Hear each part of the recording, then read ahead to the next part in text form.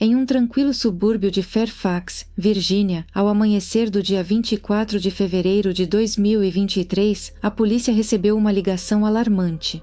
Uma mulher informou que sua amiga havia sido atacada em sua própria casa. Poucos minutos depois, a ligação foi interrompida. Quando os policiais chegaram ao local, encontraram uma cena horripilante. Christine Banfield, de 34 anos, estava deitada no chão em estado crítico com múltiplos ferimentos de faca, e ao lado dela havia um homem morto com ferimentos de bala.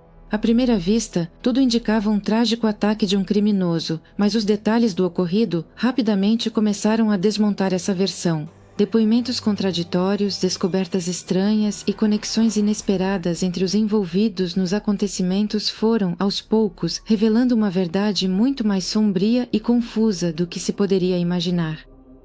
Christine Banfield, de 37 anos, era casada com Brandon Banfield, de 38 anos. Eles tinham uma filha de 4 anos chamada Valerie. A família morava em uma bela casa avaliada em cerca de $1 milhão na cidade de Fairfax, no estado da Virgínia. Brandon trabalhava como agente especial no Departamento de Investigações Criminais da Receita Federal dos Estados Unidos, enquanto Christine era enfermeira certificada. Colegas e conhecidos descreviam Christine como uma enfermeira extremamente dedicada, atenciosa e responsável. Ela sempre colocava os interesses dos pacientes em primeiro lugar, buscando oferecer o melhor cuidado possível. Além disso, era uma mãe amorosa que acompanhava com carinho as conquistas da filha. Em agosto de 2021, Christine e Brandon acolheram em sua família a babá brasileira de 22 anos, Juliana Pérez Moges, que veio até eles pelo programa de intercâmbio Au Pair. Esse programa permite que jovens de outros países trabalhem em famílias, ajudando com as crianças e, em troca, recebam moradia, alimentação e remuneração. Ao contrário das babás comuns, os participantes do Au Pair geralmente se tornam parte da família. Eles não apenas cuidam das crianças, mas também ajudam nas tarefas domésticas. Juliana morava com Christine e Brandon com o visto concedido para esse programa. No início de 2023, Juliana também morava na casa junto com Christine, Brandon e a filha deles, Valerie. Mas já no dia 24 de fevereiro de 2023, às 7h50 da manhã, uma breve ligação foi feita do telefone da casa deles na Stablebrook Way, em Fairfax, para o serviço de emergência 911. A ligação foi interrompida literalmente após alguns segundos, por isso os operadores não conseguiram determinar a localização exata do assinante. Segundo algumas informações, cerca de 10 ou 15 minutos depois, outra ligação foi feita para o serviço de emergência da mesma região. Desta vez, quem estava na linha era uma mulher, que disse que sua amiga estava ferida. No entanto, logo em seguida, um homem pegou o telefone e afirmou que havia atirado em uma pessoa em sua casa, pois a surpreendeu tentando matar sua esposa. No fundo, os operadores ouviram gemidos. Os policiais chegaram ao local às 8h13 da manhã. Na porta da casa, eles foram recebidos por Juliana, que fez a ligação para o 911, e por Brandon, que confirmou que sua esposa havia sido ferida. Juliana não ficou ferida enquanto Brandon tinha uma lesão na perna. A pequena Valerie, de 4 anos, estava no porão e felizmente saiu ilesa. Os policiais se dividiram. Uma parte ficou do lado de fora para interrogar Juliana e Brandon, enquanto os outros entraram na casa para esclarecer as circunstâncias. No local, não foram encontrados sinais de arrombamento. Ao subirem para um dos quartos no segundo andar, eles encontraram Christine, que estava em estado crítico. A mulher havia recebido múltiplos ferimentos de faca no peito e no tronco. No entanto, Christine não era a única vítima. Ao lado dela estava o corpo de Joseph Nathan Ryan, de 39 anos, que já estava morto. Mais tarde, os legistas determinaram que Joseph havia sido baleado 2 vezes com 2 armas diferentes.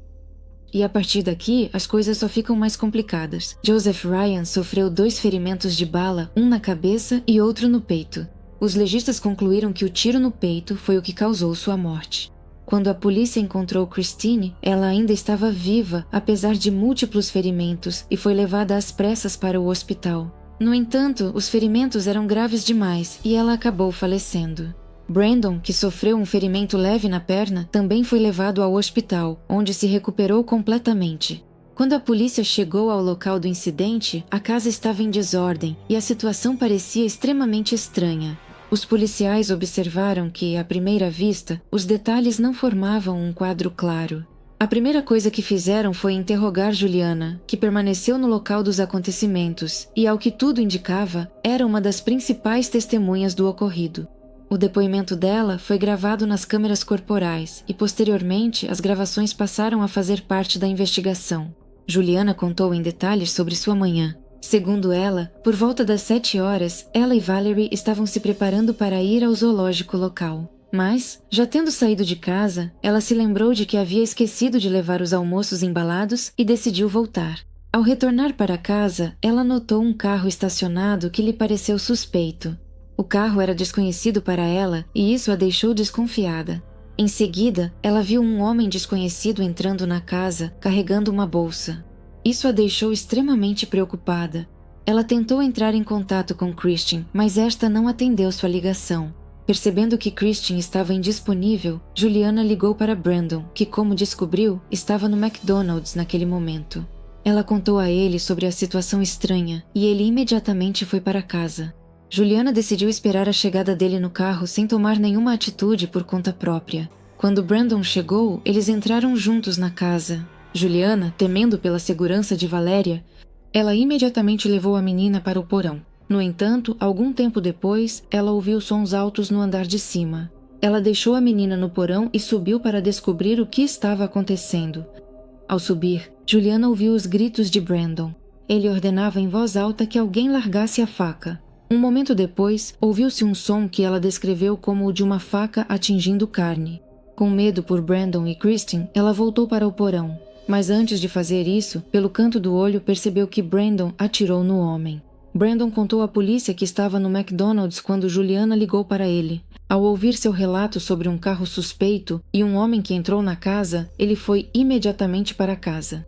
Ao chegar lá, ele entrou na casa junto com Juliana. Segundo ele, no andar de cima viu um homem ameaçando Christian com uma faca. A mulher estava nua e o desconhecido a mantinha sob ameaça. Brandon sacou sua arma de serviço e atirou no homem, ferindo-o acima da sobrancelha. Os acontecimentos seguintes, segundo Brandon e Juliana, se desenrolaram rapidamente. Brandon gritou para Juliana pegar a segunda pistola que estava guardada no banheiro. Juliana obedeceu, pegou a arma do cofre e voltou. Ela afirma que atirou no homem, que já estava deitado no chão, para proteger a si mesma e a todos os presentes. O tiro foi fatal. A bala atingiu o peito. No momento da chegada da polícia, o homem já não apresentava sinais de vida e Christian estava em estado de forte choque. Quando os policiais começaram a analisar detalhadamente a história contada por Juliana e Brandon, as dúvidas só aumentaram. Primeiro, acharam estranho que justamente no momento em que apenas Christian ficou na casa, Joseph Ryan apareceu lá. Não havia sinais de arrombamento, nem outros indícios de que ele tivesse entrado ilegalmente na casa. Surgiu a pergunta, será que ele realmente foi convidado? Se for assim, por que Christian não contou isso para Juliana ou Brandon? Os policiais imediatamente notaram que o relacionamento de Christian com outras pessoas, incluindo seu marido e Juliana, poderia ser a chave para este caso. O segundo ponto suspeito foi que Brandon e Juliana, segundo eles próprios, viram Joseph atacar Christian. No entanto, eles afirmaram que não intervieram imediatamente, só agindo quando a ameaça se tornou crítica. Para a polícia, isso soava ilógico. Por que duas pessoas adultas, sendo que uma delas estava armada e fisicamente preparada, não tomaram medidas imediatas? Em vez disso, eles permitiram que os acontecimentos se desenrolassem, o que acabou em tragédia. Essas questões se tornaram a base para os interrogatórios e a análise das circunstâncias que se seguiram. O estudo detalhado dos acontecimentos na casa levou meses para a polícia. A inspeção do local do crime, a entrevista com as testemunhas e o estudo das personalidades dos envolvidos exigiram tempo. Os policiais começaram a perceber gradualmente que a história de Brandon e Juliana era conveniente demais. Tudo parecia como se eles tivessem combinado seus depoimentos com antecedência. Além disso, as únicas testemunhas dos acontecimentos que levaram à morte de duas pessoas eram o próprio Brandon e Juliana, pessoas cujas ações levaram diretamente a essas mortes. Foi exatamente isso que tornou a versão deles especialmente suspeita. Em outubro de 2023, a investigação já havia reunido dados suficientes para passar a ações mais ativas. No dia 13 de outubro, Juliana foi presa sob suspeita de assassinato e a casa onde ocorreram os trágicos acontecimentos foi novamente revistada. Essa busca revelou-se um ponto de virada na investigação. Os policiais encontraram inúmeras evidências que não apenas colocaram em dúvida a veracidade do relato de Juliana e Brandon, mas também abriram uma nova versão dos acontecimentos. Descobriu-se que Juliana se mudou para o quarto de Brandon apenas 8 meses após a morte de Christine. Era o mesmo cômodo onde a tragédia aconteceu. No armário estavam penduradas as roupas dela e por todo o quarto havia objetos pessoais espalhados, incluindo roupas íntimas. Sobre os criados mudos e prateleiras havia fotografias em que Juliana e Brandon posavam juntos, como um casal. Essas descobertas não apenas revelavam a natureza do relacionamento deles, mas também fizeram os investigadores se perguntarem quando exatamente esse relacionamento começou e se ele teria sido a causa do ocorrido. As investigações subsequentes revelaram ainda mais detalhes. Os policiais encontraram trocas de mensagens e fotos que indicavam que o romance deles havia começado muito antes da tragédia. Entre os materiais encontrados, havia fotografias tiradas durante viagens que fizeram juntos, incluindo uma viagem a Nova York em agosto de 2022. Nas fotos, o casal parecia feliz e descontraído. Esses dados se tornaram uma prova de que o relacionamento deles começou pelo menos 6 meses antes da tragédia. Brandon, como se descobriu, era conhecido por seu comportamento instável em relacionamentos pessoais. A polícia entrou em contato com mulheres que anteriormente tiveram relacionamentos românticos com ele. Uma delas afirmou que Brandon prometeu várias vezes se divorciar de Christine por causa dela. Segundo ela, ele certa vez disse uma frase que agora adquiriu um significado sinistro. Tudo seria mais fácil se a esposa não existisse. Essas palavras se tornaram para a investigação mais um elo na cadeia de suspeitas. Os detalhes da preparação deles para a tragédia também chamaram a atenção dos investigadores. As gravações das câmeras de vigilância no estande de tiro mostraram que Brandon e Juliana não apenas treinavam tiro regularmente, mas também discutiam a compra de uma nova arma. 2 meses antes dos acontecimentos, Brandon comprou uma pistola Glock. Foi justamente essa arma, como se descobriu mais tarde, que foi usada durante o crime. Esses fatos permitiam supor que a tragédia não foi espontânea, mas cuidadosamente planejada. Não menos suspeitas pareciam as ações deles na véspera da tragédia. Alguns dias antes do crime, o casal comprou novos telefones celulares, que usavam exclusivamente para se comunicar entre si. A análise dos dados desses aparelhos mostrou que, no dia do ocorrido, eles trocaram mensagens cujo conteúdo ainda não foi divulgado pela investigação, mas que, segundo se acreditava, poderiam ser a chave para desvendar suas verdadeiras intenções. Por fim, um fator importante foi que Brandon e Juliana, após a tragédia, não demonstraram o comportamento típico de pessoas que passaram por um choque. Eles continuaram morando na casa onde o crime ocorreu e levavam uma vida relativamente normal. Isso gerou suspeitas adicionais, pois tal comportamento não correspondia às reações padrão diante de eventos tão traumáticos. Paralelamente, os investigadores tentavam entender como Joseph Ryan se encaixava nessa história. Joseph, de 39 anos, já havia trabalhado com Brandon, mas foi demitido. Embora isso pudesse explicar a ligação entre eles, sua presença na casa continuava sendo um mistério. Pessoas que conheciam Joseph afirmavam que ele nunca demonstrou agressividade, não tinha antecedentes criminais e jamais levantou a mão contra mulheres. Surgia a pergunta: como e por que ele apareceu na casa de Christine com uma faca, ameaçando-a? As respostas começaram a surgir após a análise do telefone de Joseph. Ficou conhecido que ele era um usuário ativo do site FitLife, uma plataforma para pessoas com preferências íntimas incomuns. Em sua página, os investigadores encontraram uma troca de mensagens com uma conta que usava a foto de Christine. A conversa durou vários meses. Fantasias íntimas eram discutidas. No final, o casal combinou de se encontrar na casa dela. Isso explicava por que Joseph estava na casa.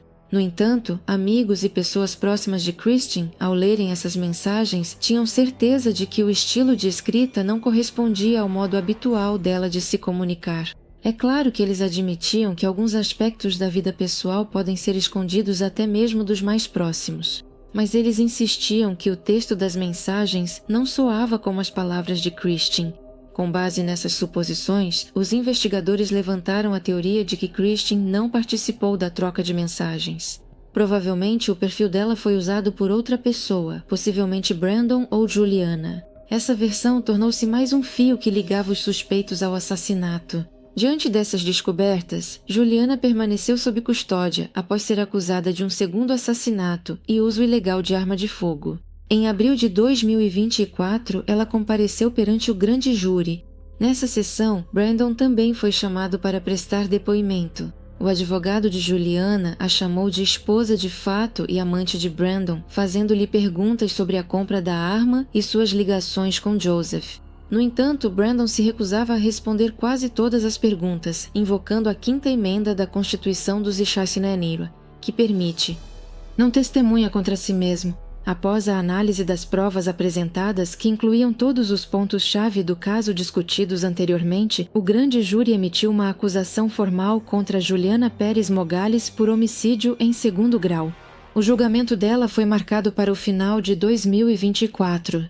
No entanto, a investigação continuou, pois a polícia ainda tinha questões não resolvidas. A perícia forense após o crime trouxe resultados inesperados. Até setembro deste ano, os especialistas em análise de vestígios de sangue concluíram que os corpos das vítimas foram movidos e reposicionados já depois de terem recebido ferimentos fatais. Além disso, descobriu-se que as mãos de Joseph Ryan estavam sujas com o sangue de Christine, o que indicava uma tentativa de simular um ataque. Isso se tornou uma prova contundente de que a cena do crime foi artificialmente montada para criar uma determinada impressão. Essa conclusão tornou-se um momento decisivo no caso contra Brandon. Após a publicação do relatório em setembro de 2024, a polícia prendeu Brandon, acusando-o de homicídio doloso com circunstâncias agravantes. O grande júri apoiou as acusações e ele foi negado o direito à fiança. O marido, acusado de um cruel duplo crime, segundo a investigação, planejou tudo junto com a babá da família, Juliana Pérez Mogales, para se livrar de sua esposa Christine e ficar junto com Juliana. Enquanto estavam sob custódia, tanto Brandon quanto Juliana continuaram se comunicando, além de manter contato com a mãe de Brandon, que financiava a defesa de Juliana. Todas as conversas deles eram gravadas e analisadas. Em uma das gravações, a mãe de Brandon fez uma declaração estranha, dizendo algo como: "Você sabe o que acontece com quem entrega os seus na prisão, não sabe?" Em outra conversa, Juliana perguntou a Brandon se ele continuava com ela apenas por medo de que ela pudesse se voltar contra ele. Os detalhes dessas discussões não foram divulgados ao grande público, mas os investigadores observaram que havia claramente algo estranho acontecendo no relacionamento deles. A situação tomou um rumo inesperado em outubro de 2024, quando Juliana decidiu cooperar com a investigação em troca de um acordo de confissão. Algumas semanas antes do julgamento marcado pela acusação do segundo assassinato, ela se declarou culpada de um crime não premeditado. As acusações de uso de arma de fogo também foram retiradas contra ela. Como parte do acordo, Juliana deu depoimentos confessos à polícia. Juliana confessou aos investigadores que ela e Brandon planejaram esse crime durante vários meses para tirar Christine de suas vidas. Segundo ela ajudou Brandon a criar um perfil em um site de conteúdo íntimo, usando o computador de Christine para atrair Joseph até a casa. Eles trocaram mensagens com Joseph durante várias semanas. Às vezes até ligavam para ele. Além disso, Juliana falava ao telefone fingindo ser Christine. Na troca de mensagens, eles fingiam deliberadamente que Christine supostamente se interessava por violência, para convencer Joseph a levar uma faca ao encontro deles. Esse truque foi planejado para encenar uma situação em que Brandon e Juliana pudessem parecer heróis, protegendo Christine de um predador perigoso. Juliana contou que Brandon a levava propositalmente ao estande de tiro para ensiná-la a atirar e, mais tarde, comprou uma pistola que deveria ser usada no crime. Antes de comprar a arma, ela não levava a sério as intenções dele, mas depois disso percebeu que ele realmente estava disposto a executar o plano. Em determinado momento, ela tentou desistir de participar, mas Brandon afirmou que já era tarde demais para voltar atrás. Naquela manhã, no dia 24 de fevereiro, Joseph chegou à casa conforme o planejado. Brandon e Juliana já estavam lá. Eles mandaram a pequena Valerie para o porão e, em seguida, seguiram Joseph até o quarto. Lá, Brandon atirou na cabeça de Joseph e depois Juliana o matou com um tiro no peito para ter certeza de que ele estava morto. Depois disso, Brandon desferiu ferimentos fatais com faca em Christine. Ele também moveu os corpos para encenar a história que eles planejavam contar. Após o crime, Juliana ligou para o 911, alegando que um misterioso invasor havia atacado Christine. Depois disso, Brandon e Juliana continuaram seu relacionamento, talvez acreditando que haviam conseguido escapar da punição. No entanto, após a prisão de Juliana, ela permaneceu em silêncio, provavelmente esperando que Brandon a apoiasse e continuasse fingindo que se importava com ela. Porém, 1 ano após sua prisão, o próprio Brandon também foi detido, o que complicou bastante a situação deles. Percebendo que poderia ser usada como bode expiatório, Juliana decidiu cooperar com a investigação. Ela contou aos promotores como ela e Brandon usaram um site adulto para atrair Joseph Ryan até a casa. Segundo Juliana, Joseph acreditava que estava indo encontrar Christine para um contato íntimo consensual, que incluía a amarração e o uso de uma faca para cortar as roupas dela. No entanto, segundo os promotores, Christine não sabia de nada disso. Quando Joseph chegou à casa, ele começou a agir de acordo com o que pensava ter sido combinado. Ele manteve Christine sob ameaça de faca, mas nesse momento Brandon e Juliana invadiram o quarto armados. Eles fingiram estar surpresos e como se não soubessem de nada do que estava acontecendo. Brandon, apresentando-se como policial, atirou em Joseph com uma arma de serviço. Depois, segundo Juliana, ele desferiu golpes fatais de faca em sua esposa. Juliana também atirou em Joseph, alegando que fez isso porque ele ainda estava se mexendo. Essas confissões de Juliana se tornaram um passo importante na investigação. Os promotores apresentaram provas no tribunal, incluindo fotografias em que Juliana e Brandon, eles são mostrados como um casal, assim como fotos de Juliana no estande de tiro. Ela também confirmou que não queria participar do assassinato, mas Brandon a convenceu de que era tarde demais para recuar. Em setembro de 2024, Brandon foi preso sob a acusação de assassinato de Christine e Joseph. Os investigadores declararam que mais detalhes ainda não podem ser divulgados, pois o processo contra Brandon ainda está em andamento. Eles suspeitam que há muito mais informações ocultas nos bastidores e esperam que o tribunal esclareça todas as circunstâncias dessa história. No momento, a sentença de Juliana Pérez Mogales permanece desconhecida, pois só será proferida após a conclusão do julgamento de Brandon Benfield. Juízes e promotores querem garantir que Juliana cumpra suas obrigações conforme o acordo, ou seja, que ela testemunhe contra Brandon. Por enquanto, essas são todas as informações conhecidas. A investigação sugere que Brandon já queria se livrar de sua esposa Christine há muito tempo para começar uma nova vida com Juliana. O plano do crime, segundo relatos, foi se formando gradualmente. Juliana, uma jovem de 22 anos que vivia em um país estrangeiro e dependia totalmente da família Benfield para moradia, alimentação e renda, estava em uma posição vulnerável. Considerando que Brandon controlava praticamente todos os aspectos da vida dela, pode-se supor que ele usou seu poder para manipulá-la. Segundo Juliana, a princípio ela cedeu às investidas dele e depois acabou envolvida na conspiração deles. De acordo com a investigação, Brandon convenceu Juliana de que eliminar Christine era a única maneira de ficarem juntos. Para executar o plano, eles elaboraram uma encenação em que Joseph Ryan deveria parecer o agressor. Através de um site de encontros íntimos, Brandon e Juliana fingiram ser Christine para atrair Joseph até a casa, onde ele supostamente encontraria com ela para jogos sexuais com elementos de violência. Eles descreveram na troca de mensagens que Christine tinha interesse em fetiches com facas e convenceram Joseph a levar uma faca consigo. Os investigadores acreditam que Brandon tentou manipular a situação de forma a colocar toda a culpa em Juliana, caso as coisas tomassem um rumo ruim. No entanto, Juliana provavelmente previu isso e decidiu cooperar com a investigação, fornecendo depoimentos detalhados sobre o planejamento do crime. No momento, Brandon enfrenta de 25 anos de prisão até prisão perpétua, acusado de um crime. Juliana pode pegar até 10 anos por um crime não intencional, embora a pena possa ser reduzida ao tempo já cumprido sob custódia. As questões sobre por que Brandon não foi acusado pelo assassinato de Christine permanecem em aberto. É possível que a investigação continue reunindo provas para apresentar novas acusações. O caso ainda está envolto em muitos mistérios. A revelação de todos os detalhes provavelmente acontecerá apenas durante o julgamento de Brandon. Os investigadores esperam obter mais informações sobre o que realmente aconteceu para responsabilizar todos os envolvidos. Essa história, que começou como um aparente ataque de um criminoso, transformou-se em um emaranhado confuso de mentiras, traição e cálculo frio. Um romance secreto, um crime cuidadosamente planejado e uma tentativa de encenação transformaram a casa dos Benfield em um local de uma tragédia chocante. Mas mesmo após as prisões e confissões, permanecem muitas perguntas. Até onde ia a manipulação e quem deles era o verdadeiro manipulador dessa sombria trama? O que você acha? Deixe sua opinião nos comentários.